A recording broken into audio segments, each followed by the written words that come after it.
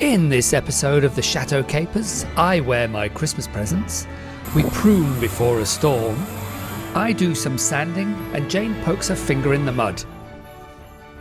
But first, the sun is shining and it's roasting. I say roasting because I've got a jumper on. It's probably about 20, well, I think it's probably about 17 degrees, but feels like a lot more because of the sunshine and the clear skies. So it's really, really lovely weather today for working outside. Inside it's much colder. I'm at a particularly vertiginous part of the roof. I'm at the front of the orangery and I'm on the section that leans out over nothing. So it's sort of an overhang that sort of creates a cover for the front of the orangery. So to my side is that big gap there. And below that, that's where the hot tub is. And we've noticed that there are a few tiles here that are cracked and letting water through. And we're desperate to maintain the integrity of any of the wood that still has integrity on this roof. And so I'm just before we lose the last of the weather, I'm just trying to get it all done and sorted. So it's tiles like this that are the problem. They almost look like they're intact, but they're cracked, and so they're letting water through. And then that gets onto the beams beneath and that drips down to the floor and things. So I've just got a few of these to sort, and then I'll get myself off the roof because there's a lot more I need to do elsewhere.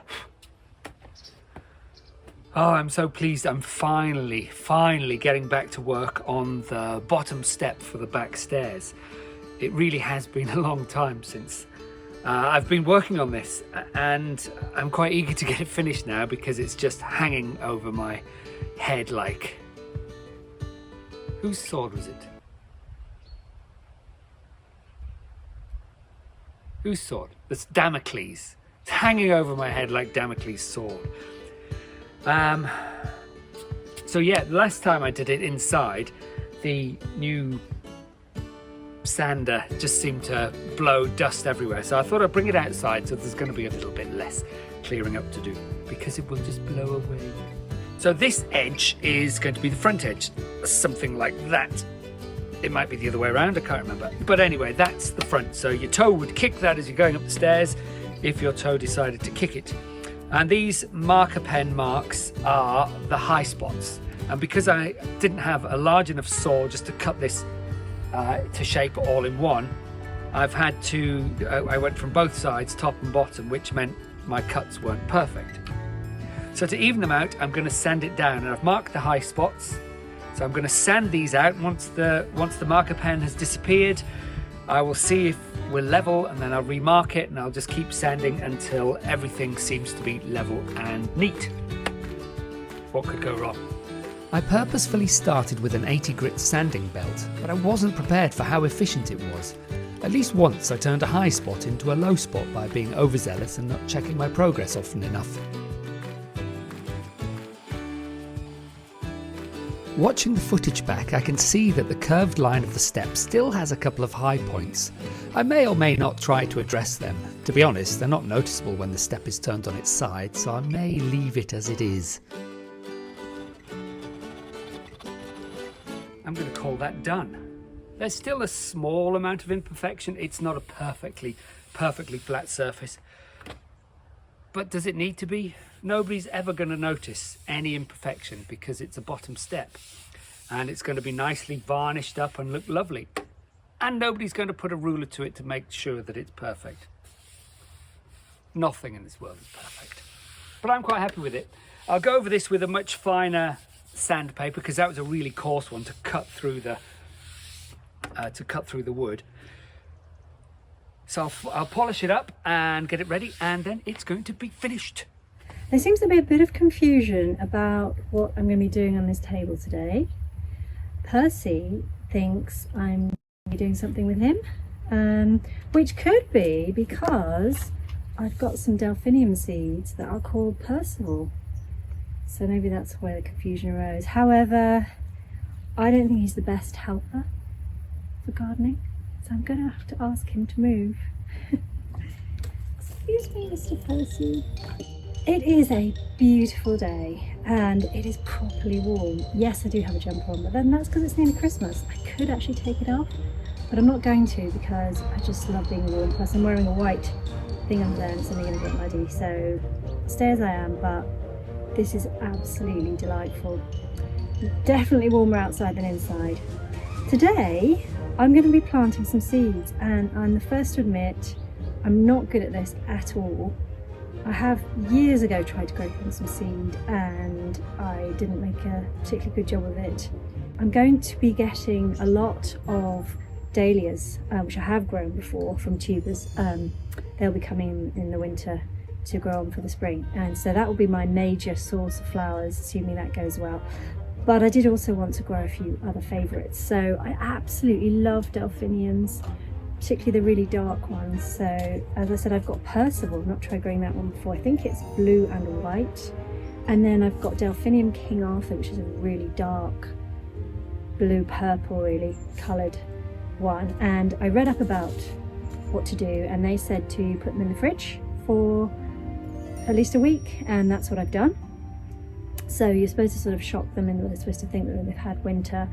But I'm going to trick them into thinking that spring is just around the corner, see if I can get a bit of a head start and get some flowers next year, which is a little bit optimistic, but we'll see. Anyway, might as well have a go. I have also got some lupins, and I read up about what to do with lupins, and there were lots and lots of different methods for growing lupin seeds. It all sounds a little bit difficult, but to cut a long story short, I decided to aggressively cut a little piece off the seeds and put them in the fridge between some kitchen roll for them to allow them to soak up the water. And they've been in there for a while and they have sprouted. The other one I'm doing now is a hollyhock, called in France rose trémière. So that's a really tall plant. This is a really dark one again, so I do like my dark colours, and yeah, it could be quite dramatic if it grows at all.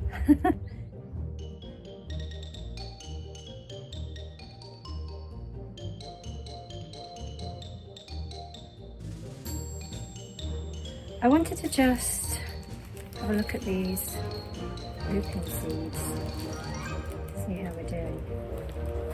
I think you can see that most of them have sprouted and they look like they're ready to turn into little plants.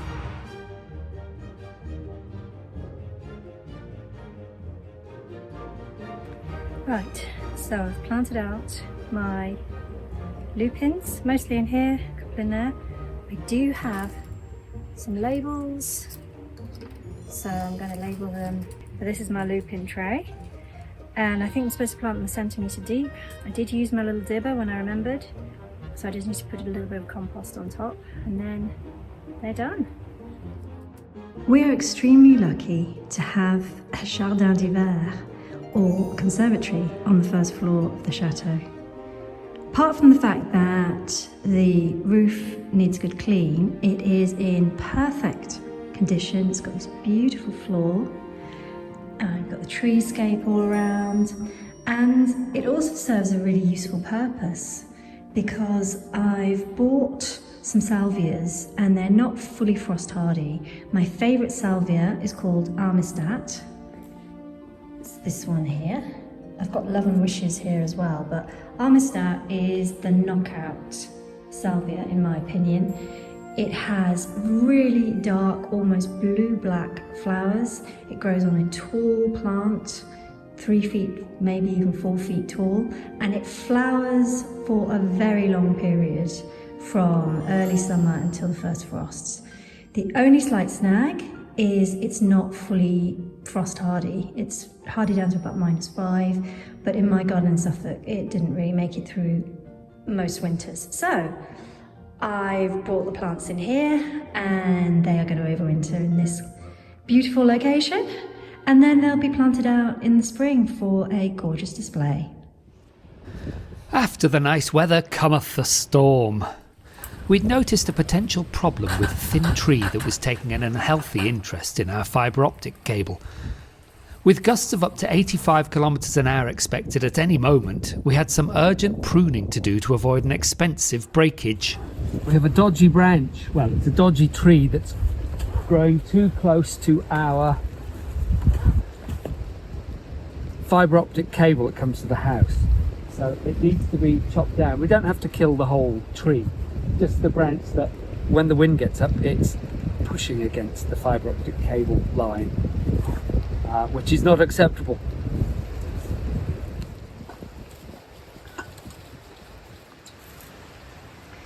We've got strong winds forecast for this afternoon, which is why we're doing this in the rain. It was a simple plan. I would cut the branch while Jane would take up the strain to stop it falling in the wrong direction. I'll take the strain.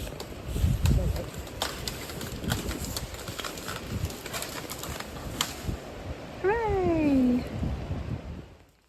And just like that, the danger was over. It was after Christmas and I was wearing my Christmas presents. A Star Wars fleeced hoodie and some fleecy slippers. Notice a theme?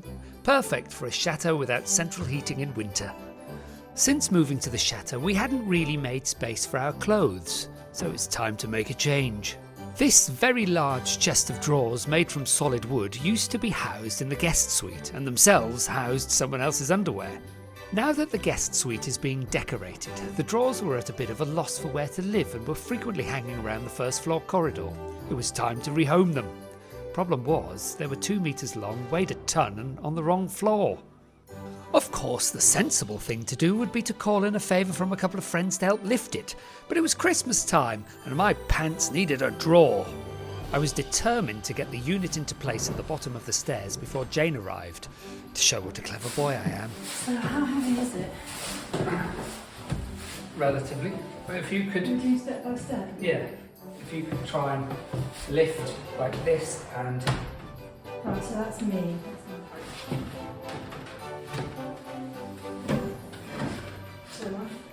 Yeah, that's the only thing you've got to be careful with. Your foot. Okay? Yeah. Are we hitting something? Yeah, we're hitting the ceiling. How was that? Fine. Okay.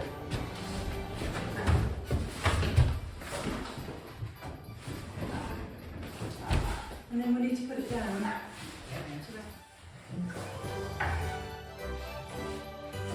Jane came up with a unique way of lifting the unit. She climbed inside it and carried it up the stairs backwards. That's why she gets to wear the Wonder Woman hot pants and I don't. Well, one of the reasons.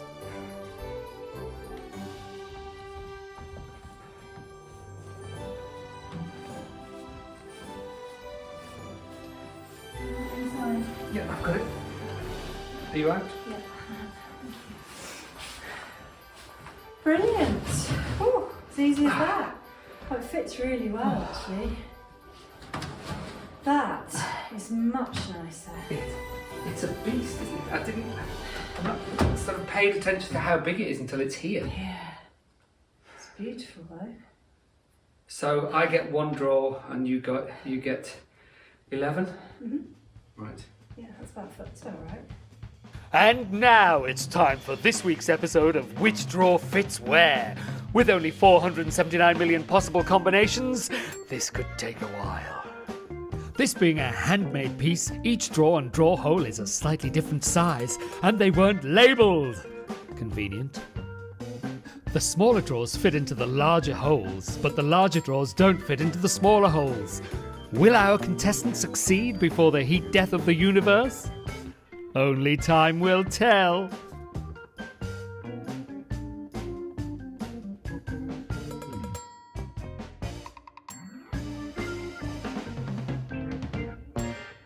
He did it! Welcome to Jane's Find of the Day with Jane. Hello and welcome to this week's Find of the Day at Chateau de Picard. Today I'm going to be talking about a record. As well as inheriting all manner of things, we have inherited the previous owner's record collection. Much of their collection is classical, which obviously is magnificent but not hugely valuable, it turns out. However, we've got a more contemporary selection of music here, and we wondered whether this might be valuable. Obviously, George Harrison had just left the Beatles when this was released in 1970. It was released on their own, the Beatles' own record label that they'd created to use for their own work, Apple Records.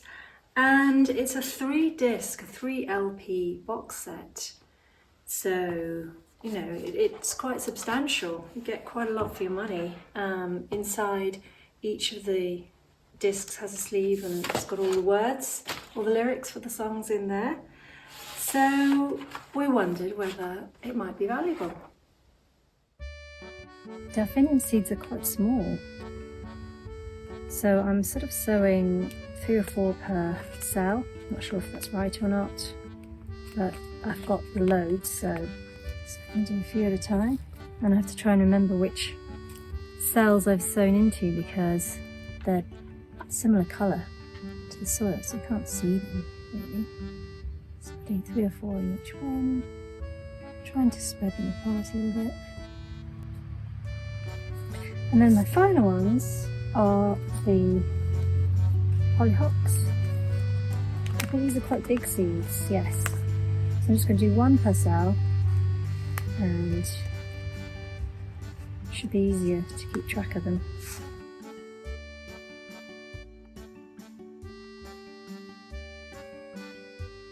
I'm in the Jardin d'Hiver. It is hiver, so this must be the jardin. And I want to know if any of my seedlings have sprouted. It's only been 3 days since I planted them, but I'm wondering if the lupins would have sprouted. And we've got 2 goddess heads in here. She's the happy one. Yep, she's the cheerful one. She's saying yes. And we've got a far more sorrowful looking one, and she's saying no. Which one would be right? Okay. Got my mats on, and not expecting anything except the lupins to have sprouted so quickly. But look. Sprouted. I'm going to have some baby lupin plants. Brilliant!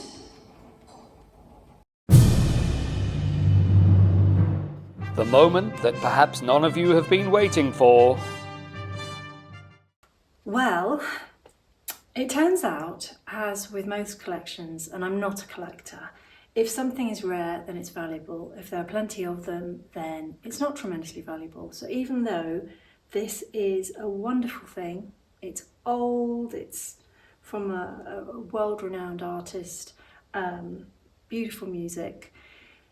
This version, released in Germany, you can pick one up for an average price of about 50 euros. I did find that there's a version that was released in Brazil, and there, I guess because of rarity value, that particular version is worth twice as much, so average value of about 100 euros. But even so, you're not looking at a fortune for these. No doubt some of the really early Beatles stuff would be worth a lot more, but nonetheless, it's a wonderful thing to have.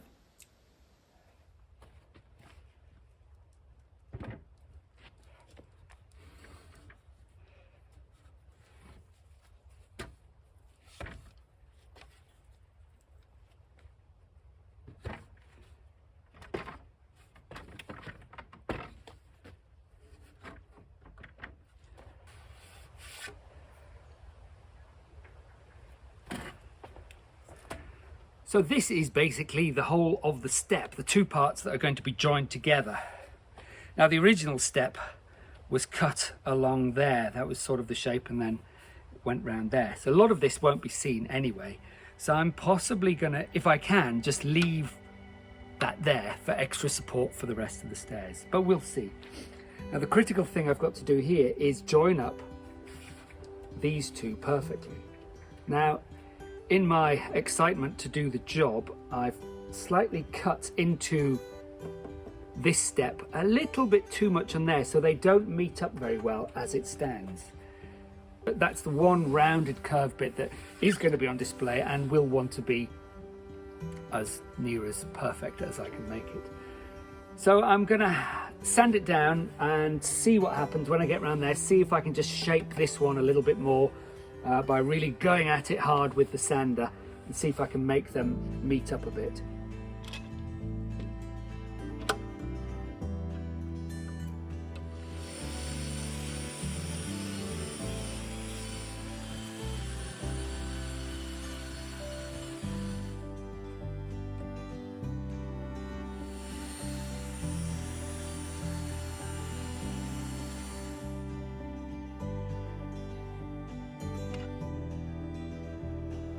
That is now pretty much there. There's only so much I can do about the imperfections in the wood itself, but my curve is all pretty much nice and even. And so it'll all be glued and clamped and stuck together, and then any tiny little bits I can then fill in, and it'll be hidden round the back anyway, so you'll have to go looking for it even to see the seam. But I'm really pleased. I'm really pleased. That now is effectively the bottom step finished. I know it sort of looks like I'm building Noah's Ark or something, but that's the bottom step.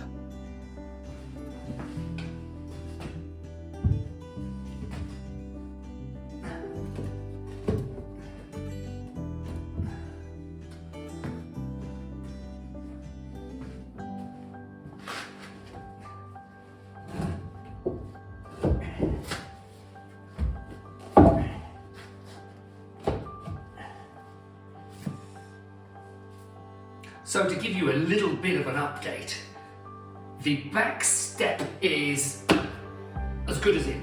I've got to rebuild the base that it sits on and join the two bits of wood together, then they can sit in. But what I still need to do is source some wood, the step surface wood, for this step, because what was there was so rotten that I just can't use it. You can just push your finger through in places. So I still have to source that wood, and it's not been easy thus far trying to find a sheet of oak that's large enough and thick enough to do the job. But we will get there in the end, and this looks smashing. It's so good to see the base of the step back where it belongs. So it's really exciting that in the next few weeks we might get this staircase finished, if we're really lucky. If you've watched this far, then why not check out one of our other videos? You know you wanna.